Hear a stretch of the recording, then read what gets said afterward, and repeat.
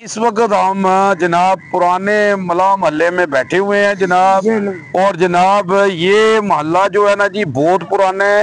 और जनाब यहाँ पे हमारे जनाब अंकल हैं जनाब, अंकल अजीज मेरे हमनामी हैं जनाब।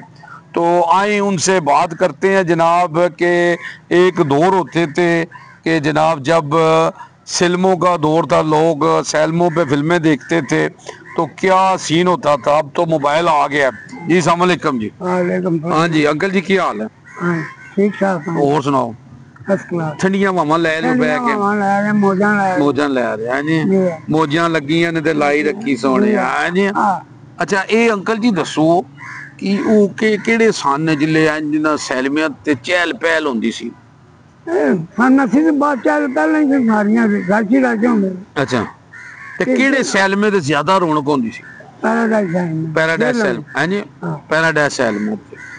ਅੱਛਾ ਤੇ ਇਹ ਦੱਸੋ ਕਿ ਤੁਹਾਡੀ ਪਸੰਦੀਦਾ ਫਿਲਮ ਕਿਹੜੀ ਹੋਈ ਆ? ਉਸ ਵੇਲੇ ਬੜੀਆਂ ਫਿਲਮਾਂ ਸਨ, ਸ਼ੋਲੇ ਜੀ, ਪੰਜਾਬ ਦੀ, ਅੱਛਾ ਸੁਲਤਾਨ ਰਾਜ ਦੀਆਂ ਫਿਲਮਾਂ ਸਨ, ਬਸ਼ੀਰਾ ਸੀ। ਠੀਕ ਹੈ ਜੀ। ਵੈਸ਼ੀ ਜੱਟ ਸੀ। ਬਸ਼ੀਰਾ ਜਿਹਦੇ ਸੁਲਤਾਨ ਰਾਜ ਜਨਾਬ ਜੋਬਨਾ ਤੇ ਆਇਆ ਹੈ ਜੀ। ਹਾਂ ਵੈਸ਼ੀ ਜੱਟ ਸੀ। ਵੈਸ਼ੀ ਜੱਟ, ਮੌਲਾ ਜੱਟ, ਮੌਲਾ ਜੱਟ ਹੈ ਜੀ।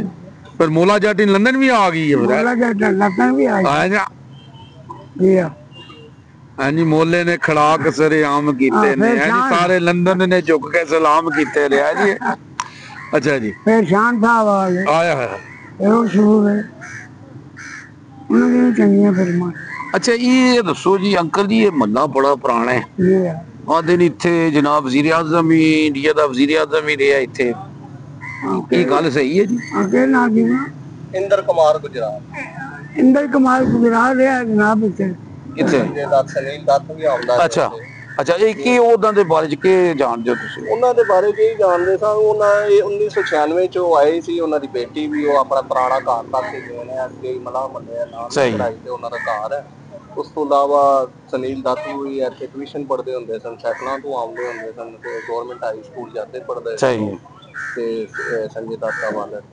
और बड़ा कदीमी महल है और बड़ा तारीखी एक महल है। और इस हिंदू बरादरी सारी विजिट करके गई। इन्हां दा एक अजीज है जेड़ा इंडिया चला गया सरकार, ओदा के नाम? नाम नसीम अहमद जी, वैसे सुरेश ਨੂੰ ਕਹਿੰਦੇ। अच्छा अच्छा कि फिल्मां च आਉਂਦੇ ਸੀ? फिल्मां ਚ दलारी। अच्छा यासमीन बड़ियां अच्छियां फिल्मां सन। अच्छा ਤੁਸੀਂ ਵੀ ਅੰਕਲ ਜੀ ਫਿਲਮਾਂ ਕੋ ਲਾਈਆਂ ਨੇ ਕਿ ਨਹੀਂ ਲਾਈਆਂ? मैं लांदा रहा जी। अच्छा अच्छा ਕਿਹੜੀ ਕਿਹੜੀ ਫਿਲਮ ਲਾਈ? शोले लाई जी और काफी फिल्मां लाइयां। अच्छा साहब जी लाई जी। अच्छा कुछ रुपये कमाए भी ने कि कोई नहीं? नहीं किसी ਦੀ ਕਮਾਈ ਨੁਕਸਾਨ ਵੀ ਨਹੀਂ ਕਿਹੜੀ ਚ ਨੁਕਸਾਨ ਹੋਏ ਤੇ ਕਿਹੜੀ ਚ ਕਮਾਏ ਦੇ?